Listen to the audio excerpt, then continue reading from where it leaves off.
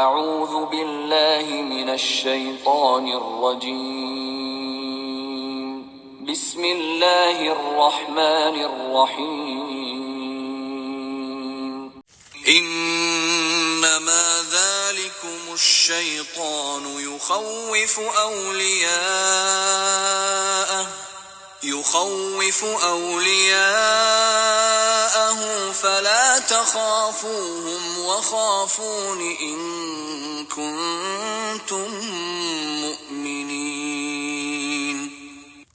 ولا يحزنك الذين يسارعون في الكفر إنهم لن يضروا الله شيئا يريد الله ألا يجعل لهم حظا في الآخرة ولهم عذاب عظيم۔ السلام علیکم ورحمۃ اللہ وبرکاتہ۔ میری پیاری بہنوں، کیسے ہیں آپ؟ اللہ سبحانہ و تعالیٰ سے ڈھیروں دعائیں ہیں کہ اللہ تعالیٰ ہم کو ثابت قدم رکھے، ایمان میں اضافہ کرے۔ اللہم زدنا ایمانا و توفیقا و فہما، آمین۔ چلیے آج کا سبق شروع کرتے ہیں۔ نحمدہ و نصلی علی رسولہ الکریم، اما بعد، فاعوذ باللہ من الشیطان الرجیم، بسم اللہ الرحمن الرحیم۔ رب اشرح لی صدری ویسر لی امری واحلل عقدۃ من لسانی یفقہوا قولی، ربنا زدنا علما، آمین۔ آج ہم آیا نمبر 175 سے شروع کریں گے۔ اعوذ باللہ من الشیطان الرجیم، بسم اللہ الرحمن الرحیم۔ انما، بے شک، انما کلمہ حصر ہوتا ہے، اس کا مطلب ہے وہ حصار کر لیتا ہے کہ آگے جو بات آ رہی ہے وہی سچ ہے، ٹھیک ہے۔ ذالکم، یہ الشیطان، شیطان تھا، یخوف، جو ڈرا رہا تھا، خوف دلا رہا تھا، اولیاءہ، اپنے دوستوں کا۔ فلا، تو نہ، تخافوہم، تم سب ڈرو ان سے، وخافونی، اور ڈرو مجھ سے۔ یہ جو نون کے نیچے زیر لگی ہے نا، اس کا مطلب ہے یہاں پر ایک یا تھا، یا متکلم جو ہوتا ہے نا وہ تھا، لیکن وہ گر گیا ہے تو یہاں پر زیر ہے کہ مجھ سے ڈرو تم، مجھ سے، خواہ و فا سے ہے۔ ان کن تم مومنین، اگر ہو تم مومن۔ ولا، اور نہ، یحزن کا، حزن میں ڈالے تم کو، دکھ میں ڈالے تم کو، الذین، وہ لوگ، یسارعون، جو کوششیں کر رہے ہیں، سین را عین، سرعہ کہتے ہیں جلدیاں، تیزیاں، جو تیزیاں کر رہے ہیں، جو دوڑ دھوپ کر رہے ہیں، کس میں؟ فی الکفر، کفر میں۔ انہم، بے شک وہ، لن، ہرگز نہیں، یضروا، وہ نقصان پہنچا سکتے، ضرر پہنچا سکتے، ضاد را سے ہے، کس کو نقصان نہیں پہنچا سکتے؟ اللہ، اللہ کو، شیئا، کچھ بھی، یریدو، چاہتا ہے، را واو دال سے ہے یہ، اللہ، اللہ تعالیٰ، اللہ، اللہ میں دو لفظ ہیں، ان اور لا، کہ نہ، یجعل، بنائے، لہم، ان کے لیے، حظً، ہا واو سے، کوئی حصہ بھی نہ چھوڑے ان کے لیے، فی الآخرہ، آخرت میں، وَلَهُمْ، اور ان کے لیے، عذاب، عذاب ہے، عظیم، بہت بڑا۔ اب یہ آیات بھی وہ پچھلی دفعہ جو ہم جنگ احد کے بارے میں پڑھ رہے تھے نا، انہی کے کانٹیکسٹ میں ہے کہ جب غزوہ احد سے واپسی کے وقت نا ابو سفیان نے مسلمانوں سے جو خطاب کیا تھا، اس میں اس نے مسلمانوں کو چیلنج کیا تھا اور کہا تھا کہ 1 سال بعد میدان بدر میں پھر مقابلہ ہوگا۔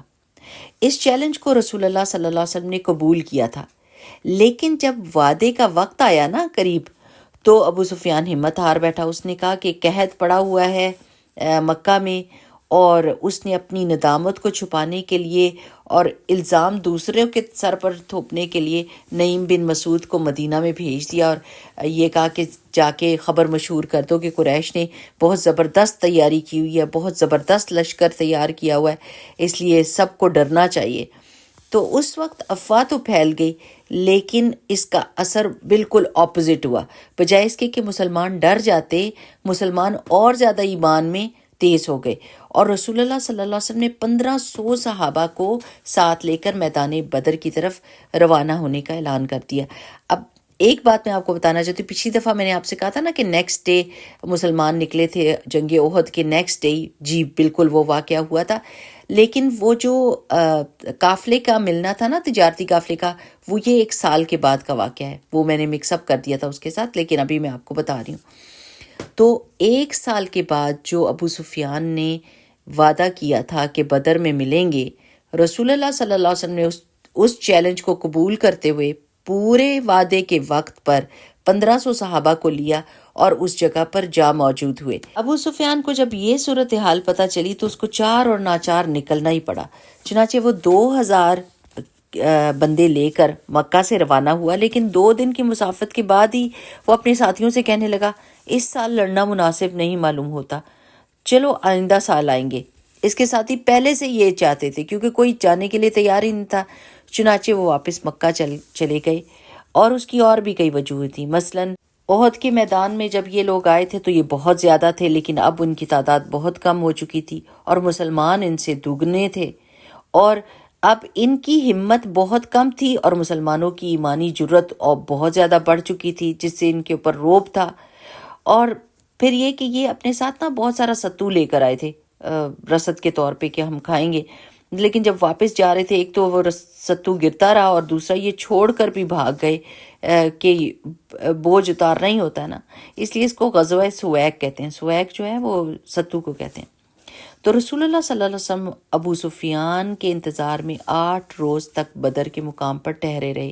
اس دوران صحابہ کرام نے ایک تجارتی قافلے سے کاروبار کر کے خوب فائدہ اٹھایا، اور پھر جب یہ پتہ چلا کہ ابو سفیان واپس بھی چلا گیا ہے تو آپ صلی اللہ علیہ وسلم مدینہ واپس تشریف لے آئے، لہٰذا نہ تو جنگ ہوئی، دشمن پر روب بھی پڑ گیا، اور واپسی میں تجارتی قافلے سے ملاقات ہوئی اور اس سے مالی فائدہ بھی ہو گیا۔ تو اللہ تعالیٰ ان آیات میں یہ کہہ رہے ہیں کہ یہ شیطان ہے جو یہ افواہیں پھیلا رہا ہے، اور ان سے ڈرنے کی ضرورت نہیں ہے، صرف اللہ تعالیٰ سے ڈرنے سے ہی کام بن جاتا ہے۔ اللہ تعالیٰ سے بندہ ڈرے اور ایمان والا ہو تو اللہ سبحانہ و تعالیٰ فتح و نصرت بھی دیتا ہے اور روب بھی دیتا ہے۔ اور پھر یہ جو اللہ تعالیٰ کہہ رہے ہیں نا کہ آپ کو یہ دکھ اور تکلیف نہ دیں کہ جو کافر دوڑ دھوپ کر رہے ہیں، تو بات ساری یہ ہے کہ اس وقت مسلمانوں کے خلاف کوئی ایک دشمن نہیں تھا، بہت سارے لوگ اسلام کو مٹانے کے درپے تھے، مشرکین مکہ ہوں یا مدینہ کے یہود ہوں یا منافقین ہوں یا مختلف قبائل جو اسلام کو ہر وقت کچلنے کے لیے تیار رہتے تھے۔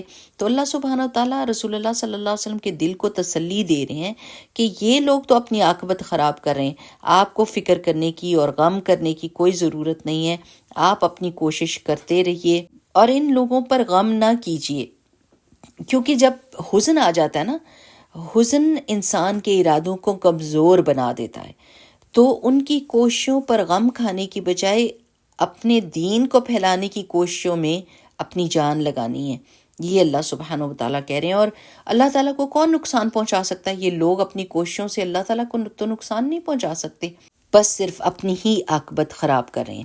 میری پیاری بہنوں، ان آیات میں ہمارے لیے بہت سارے سبق ہیں، اور وہ کیا ہیں کہ جب بھی افواہیں پھیلیں مسلمانوں کو ڈرانے کے لیے، ان کو خوفزدہ کرنے کے لیے، تو اس وقت لوگوں سے نہیں ڈرنا، اللہ تعالیٰ سے ڈرنا ہے۔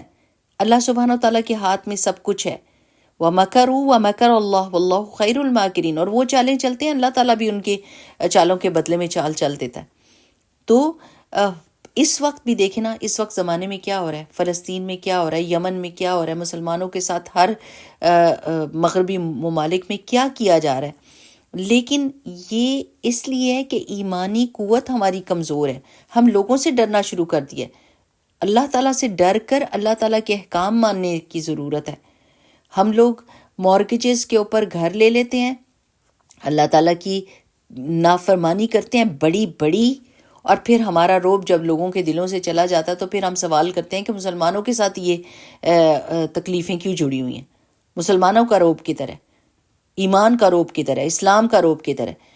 تو اللہ سبحانہ و تعالیٰ نے یہ بتایا ہوا ہے کہ اگر گناہ کریں گے تو دشمن کے دل سے روب چلا جائے گا، اور اگر ایمان کے اوپر ثابت قدم رہیں گے تو آپ کے پاس ایک پیسہ بھی نہیں ہوگا، پھر بھی دشمن آپ سے ڈریں گے۔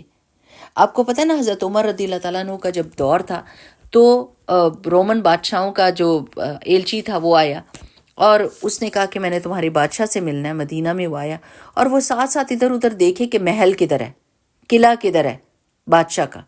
تو ایک صحابی نے کہا کہ آ جاؤ آپ کو بتاتا ہوں، اور جا کے اس نے دکھایا درخت کے نیچے زمین کے اوپر سونے والے حضرت عمر رضی اللہ تعالیٰ عنہ کی طرف اشارہ کر کے کہنے لگا یہ ہمارے امیر ہیں. اس نے کہا یہ عمر ہے جس کی وجہ سے ہماری ٹانگیں کانپتی ہیں اتنے اتنے بڑے ملکوں کی، اور ان کو کسی کا ڈر نہیں ہے. بالکل صحیح بات ہے، ان کو کسی کا ڈر نہیں تھا سوائے اللہ سبحانہ و تعالیٰ کے. آج جو ہمارے بادشاہ آگے پیچھے 20 گاڑیاں اپنی سیفٹی کے لیے لگاتے ہیں، وہ کیوں لگاتے ہیں؟ کیونکہ ان کو اللہ کا ڈر نہیں ہے اور وہ حرام کھاتے ہیں، لوگوں کا مال کھاتے ہیں، تو ڈیفینیٹلی ان کو لوگوں سے ڈر لگتا ہے کہ کوئی بھی ہم کو مار دے گا. اللہ کا خوف ہو تو وہ پھر لوگوں کے خوف سے بے فکر ہو جائیں.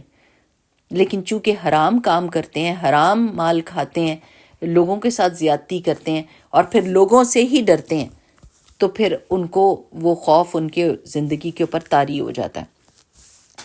تو اصل میں بات کیا ہے کہ ایسے وقت میں جب افواہیں بہت جلدی پھیل جاتی ہوں، اب آپ دیکھیں کہ اس وقت میڈیا کتنا اسٹرانگ ہے، وہ لوگوں کے مائنڈز کو کنٹرول کرتا ہے. جب وہ خوف پھیلانا، جو فیئر مانگرز ہیں، جب وہ خوف پھیلانا چاہتے ہیں تو ایسی خبریں ہر طرف ڈال دیتے ہیں اور بار بار ایک ہی بات کو ریپیٹ کرتے ہیں جس کی وجہ سے لوگوں کے دلوں کے اندر خوف بیٹھ جائے.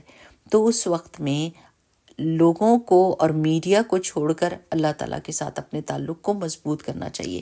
اور دوسرا یہ کہ جب آپ یہ کہتے ہیں نا کہ میڈیا بھی ان کے ہاتھ میں ہے، ٹیکنالوجی بھی ان کے ہاتھ میں ہے، سب کچھ ان کے ہاتھ میں، ہم ان کا کچھ نہیں بگاڑ سکتے، تو پھر کیا آپ کے لیے میسج ہے؟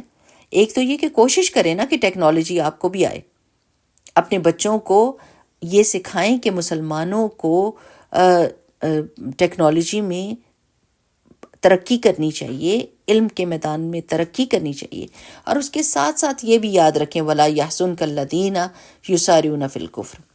جیسے رسول اللہ صلی اللہ علیہ وسلم کو یہ میسج اللہ سبحانہ وتعالیٰ دے رہے ہیں کہ کافروں کی دوڑ دھوپ آپ کو غمگین نہ کر دے، اسی طرح ہمیں بھی اپنے دل میں یہ سوچنا چاہیے کہ یہ ان کی ساری ٹیکنالوجی اور ان کا سارا میڈیا کے اوپر غالب آنا ان کو کیا فائدہ دے رہا ہے، کیا فائدہ دے رہا ہے؟ الٹیمیٹلی تو سب نے مرنا ہے نا، سب نے مرنا ہے، چاہے کسی بھی صورتحال میں جا کے جس کا جیسے موت لکھی ہے اس نے مرنا ہے.